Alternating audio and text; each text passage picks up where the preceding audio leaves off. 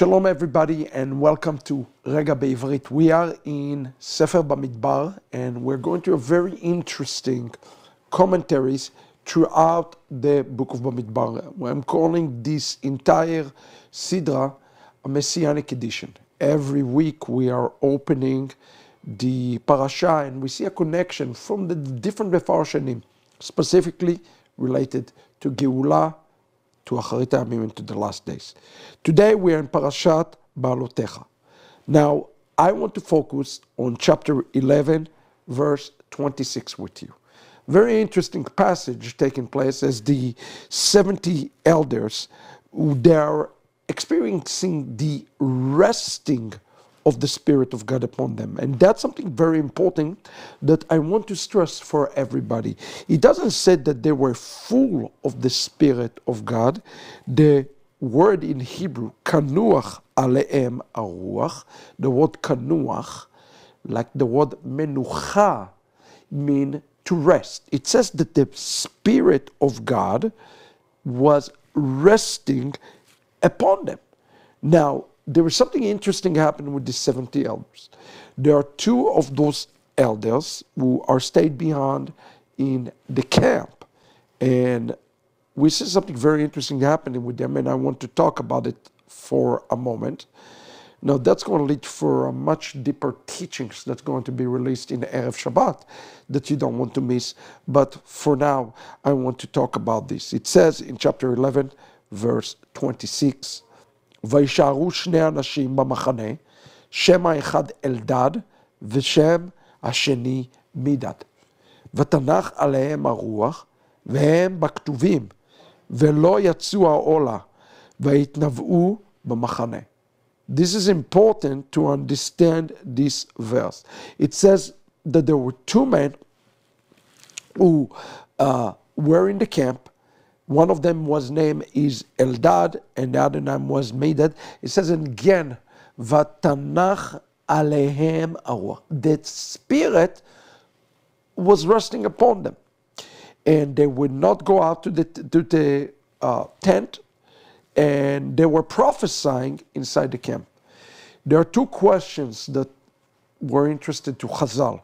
First of all, what was the nature of their prophecy, which is very important. And number two, why were those two received the Holy Spirit in such a way?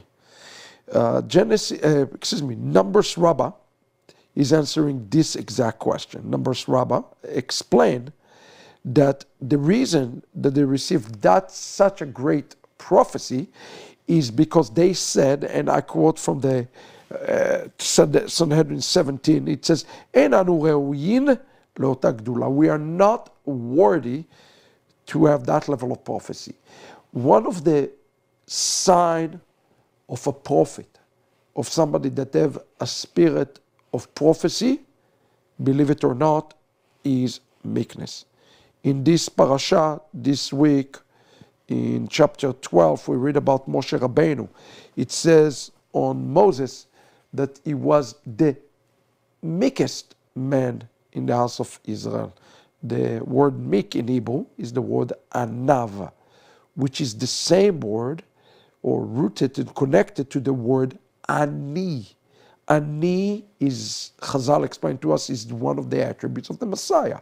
Like in Zechariah chapter 9, verse 9, it says, he is ani, is poor, rochev al chamor, riding upon a donkey.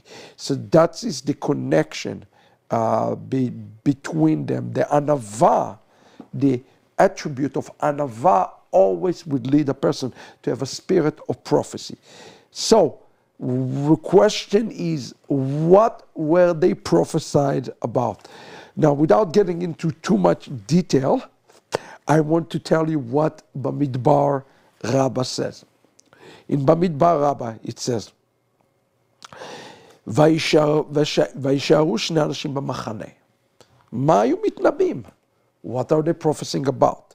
And they say the following. Stunningly, they were prophesying about the falling of Gog. Now, if you look at the word va'itnab'u, they were prophesying, right? What do you see? you notice something very interesting about this word. The word starts with the letter Vav and end in the letter Vav. In the middle, you have the word Nevuah, prophecy, Va'itnab'u. Vav and everything in between. Now, the letter Vav in Hebrew is equivalent to the number 6, which is important. Now look at the word Gog in Hebrew.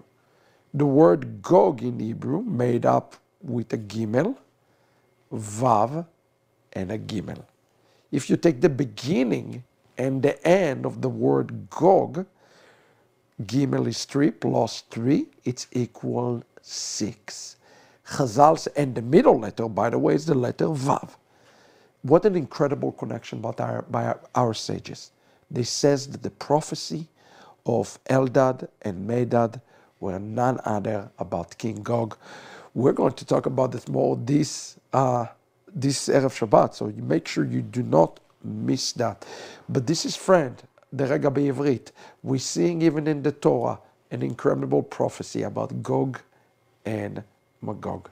God bless you, everybody. Until next week. Shalom.